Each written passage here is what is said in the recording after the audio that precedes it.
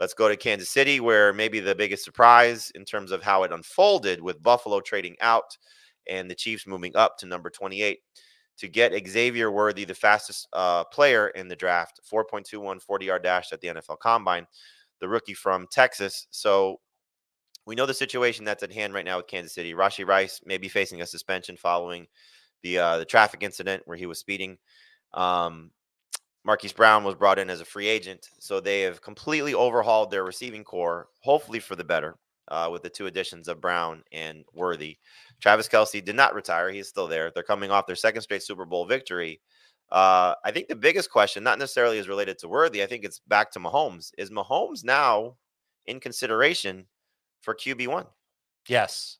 The answer is yes. I'm not going to make it that way yet. I want to see how the rest of the draft unfolds, but we just took a wide receiver that would have helped solidify Josh Allen as being that QB1, and Buffalo handed him on a silver platter to Patrick Mahomes and the Kansas City Chiefs, which, I mean, maybe that means that the Bills just didn't like Xavier Worthy, but how can you not like Worthy paired with Patrick Mahomes in a spot where he doesn't have to be a number one receiver? He doesn't have to be Superman, but he can play exactly in that same type of role that we talked about with Brian Thomas, where he takes the top off of defense. But it's in Kansas City with Patrick Mahomes throwing to Kelce and Brown, and Rice will eventually be there. I don't think he'll be suspended for the whole season. And Worthy will be able to make plays downfield too. The obvious comparison is going to be Tyreek Hill. And when Tyreek Hill was drafted, he was 20 pounds heavier than Xavier Worthy. But if the Chiefs can develop Worthy's body somehow without him losing a lot of speed, then my goodness, the potential is there for Xavier Worthy to be an absolute dynamo in fantasy. And go look at, there are two plays that you can go back and look at with Worthy. There's a screen pass that he caught against Wyoming. You're going to see his speed there. Forget about the combine. You're just going to see it in game action against Wyoming. And then another deep ball that he had with great tracking against Alabama. And he's more than just a one route guy, Jamie. He's more than just someone that you're only going to throw to on screen, slants, and go balls. He can run other routes, and he doesn't necessarily run all the routes at top speed, meaning he can run his routes at moderate speed, catch the ball, and then take off and beat everybody to the end zone. Yeah, a case can absolutely be made that Patrick Mahomes could be the QB1 with Worthy on his team.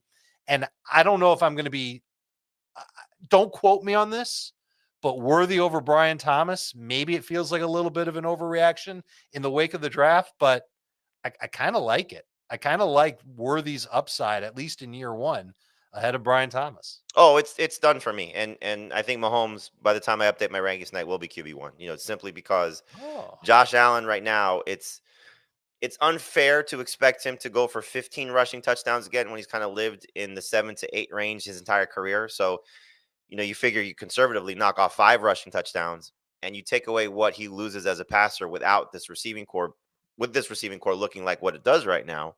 So there was going to be questions between him and Jalen Hurts.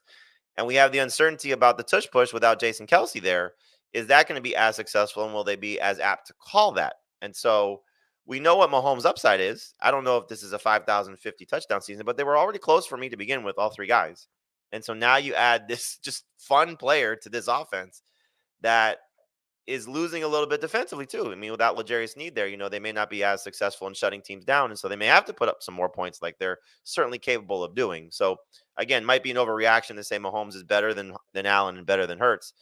I can tell you this much: if you tell me ADP he's QB3, I'll be buying all day long because of what he's capable of doing. Let's just stay with the Chiefs before we take a little bit broader picture and then wrap it up. Rice is now wide receiver what? Brown is now wide receiver what?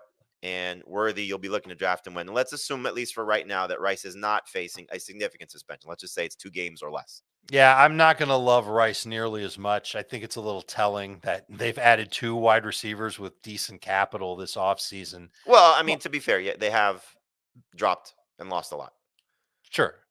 I'm thinking he's going to be a borderline, probably like a high-end wide receiver 3. Okay. Rice will be. And Marquise Brown probably closer to a low-end wide receiver 3, maybe outside of the top 36 altogether. Brown will be closer to Worthy than Rice will be.